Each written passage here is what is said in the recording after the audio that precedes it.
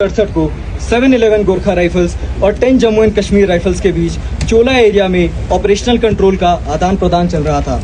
यहाँ भारतीय और चीनी सैनिक आमने सामने डिप्लॉयड थे। सन 1 अक्टूबर को एक डिस्प्यूट हुआ जब एक चीनी सैनिक ने एक पत्थर, जिसे आज हम माओ रॉक के नाम से जानते हैं, उस पर अपना अधिकार जताया।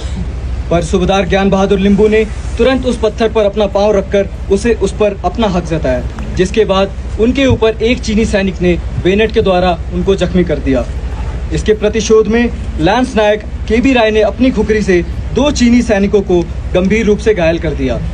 इस घटना के बाद चीनी सैनिकों ने इंडियन पोस्ट के ऊपर मशीन गन, रॉकेट लॉन्चर्स और मोटर्स का फायर खोलकर, जिसको देखते हुए लांस नायक केबी राय, राइफलमैन देवी प्रसाद लिंबू और अन्य सैनिकों ने चीनी सैनिकों के ऊपर अपनी खुखरी से ही हमला बोल दिया।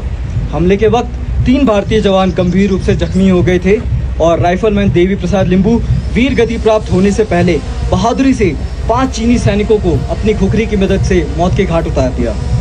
लेफ्टिनेंट राम सिंह राठौड़ 7-11 गोरखा राइफल्स की कंपनी की मार्गदर्शन करते हुए वीर गति को प्राप्त हो गए थे, जिसको देखते हुए कमान अधिकारी ने कुछ सैनिकों की एक टुकड़ी लेफ्टिनेंट कर्नल केबी जोशी के कमान में .4729 को रिकैप्चर करने का आदेश दिया, जो कि 2 अक्टूबर 1967 की सूर्य की पहली किरण पड़ने के पहले भारत के कंट्रोल में था।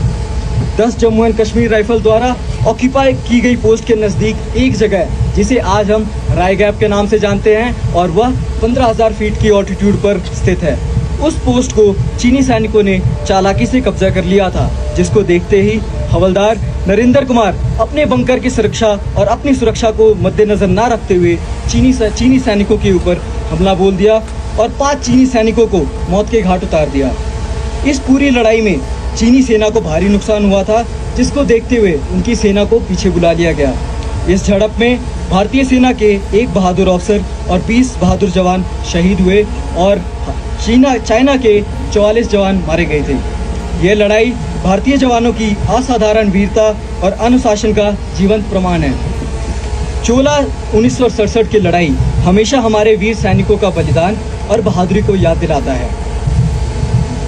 अब मैं अपने मुख्य अतिथि श्री सोनम लामा, माननीय मंत्री public health engineering, water resources और इक्लेसियास्टिकल डिपार्टमेंट को मंच पर बुलाना चाहता हूं और राइडर्स ग्रुप के हेड को मोमेंटो देकर सम्मानित करें।